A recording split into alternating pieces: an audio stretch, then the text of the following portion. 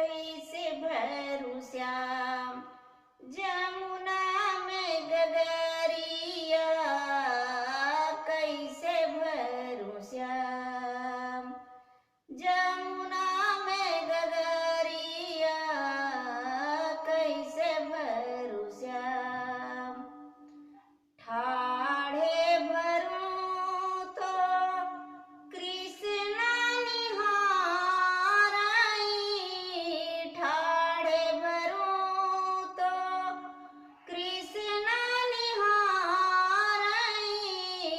निहुरी भरूं मोरी छल के गगरिया कैसे भरूं श्याम।